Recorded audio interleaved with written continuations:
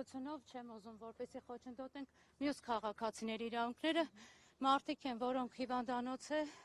բազմաթիվ մարդիկներ են ներկայացնենք, դուք էլ փոխանցեք Նայիրի ԲԿ-ի տնօրինությանը, իհարկե իրանք լրագրող աշխատող ունեն, պիտի որ արդեն տեղեկացնեն, որտեղ մենք զգուշացրել ենք, ընդհանրապես, եթե մենք մեր հերոսի հետ կոնտակտի մեջ չենք, կամերան ուղղվում է դեպի վերև, այսինքն որևէ մեկը չի տեսանկարահանվում, մենք այդ էթիկան պահել ենք եւ խստորեն հետեւել ենք եւ հետեւում ենք միշտ։ Ես մեկ բան ասեմ, Ադոան ջան, ես վստահ եմ, բոլորիս նպատակը միայն մեկն է, որպեսզի հնարավորինս կարողանանք Դավիթի վերաբերյալ տեղեկատվությունը տարածենք եւ այդ առումով օգնենք։ Ընդամենը չեմ ուզենա, որ որևէ քաղաքացու իրավունք ոտնահարվի, որևէ քաղաքացուց մենք նամակ ստանանք, որ ես չէի ուզի Երևանի կադրերում, քանի որ մտնում էի հիվանդանոց։ Իմ խնդրանքս։ Հիմա ես ձեզ ասեմ, առողջական վիճակը կտրուկ վատացել էր վիճակը։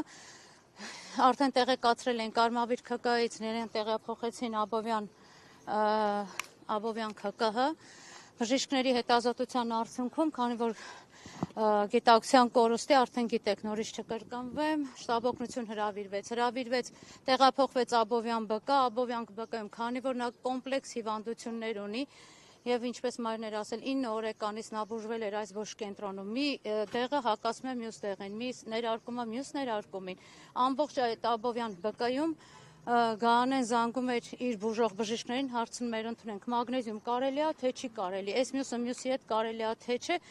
եւ որոշում կայացվեց, որ երեխային տղային պետք է տեղափոխենք այստեղ։ Այս պահի դրությամբ այլ նորություններ չունեմ, միայն մեկ իր քրոնիկ խնդիրներով պայմանավորված է վատթարացել, թե հոգեբանական բոլոր խնդիրները միասին։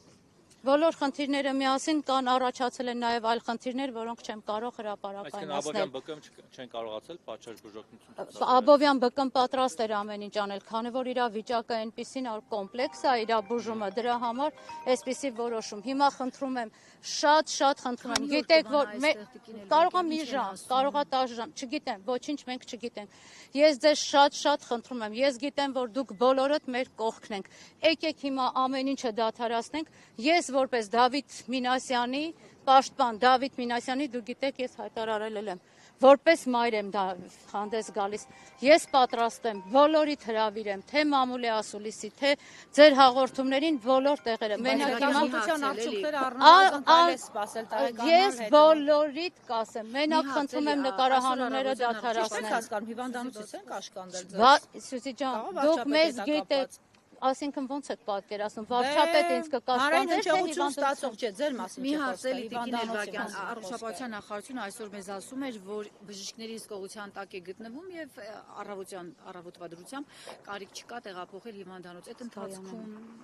ինչ փոխվեց։ Դες կողմ ասում էին, որ մեր հսկողության տակ է, բուժզնվել է երեք։ Անընդհատ եղել է ինքը, բժիշկները գնացել են զննվել, բայց այն վիճակը չեն կարող իրանք ապահովել։ Ինչ հատել մնում իր հետ։ Ունեն մա գիտակցության կորուստ, որից հետո պետք է մարդը գիտակցության գա, չէ։ Այո, ունեցել է գիտակցության կորուստ։ Ավարտել Սյուզի ջան։ 2 օրվա մեջ 3-րդ անգամ։ Այո, 3-րդ անգամ։ Ես բազեմ ներս։ Ես ավելի օգուտ կտամ, եթե խնդրում եմ, բայց դադարացրեք։ Ինձ ոչ մեկ չի կարող կաշկանդել որևէ ձևով, խնդրում եմ։ Ասեք, որ մեզ էլ չեն կարող կաշկանդել։ Քեզ աշխարհում ո՞ր խնդրում եմ, բայց այլ մի նկարել, շատ եմ։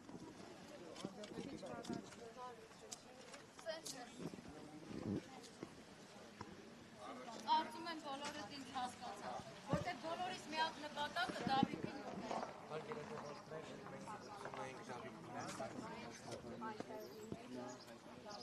Մեդիահաբի հետևողներ զրուցեցինք փաստաբանի հետ, որը խնդրեց դադարեցնել նկարահանումները, ամենայն հավանականությամբ գործը ավելի պատրվակ եւ առիթ չտալու իշխանություններին գործն ավելի քաղաքականացնելու, հորդորեց ավելի զգուշավոր լինել, մտածելով նաեւ Դավիթի առողջության եւ ճակատագրի մասին։ Հիշեցնեմ, որ մենք ուղիղ հեռարձակմամբ գտնվում ենք Նայիրի բժշկական կենտրոնի ընդունարանի մուտքի մոտ, որտեղ քիչ առաջ տեղափոխվեց Դավիթ Մինասյանը, նրա ինքնազգացողությունը կտրուկ վատացել էր, տղան հասցրեց ասել, որ լավ չի զգում, վատ է, նրա ինքնազգացողությունը արդեն կալանավորումից հետո երրորդ թե չորրորդ անգամ է վատանում եւ պարբերաբար Դավիթին տեղափոխում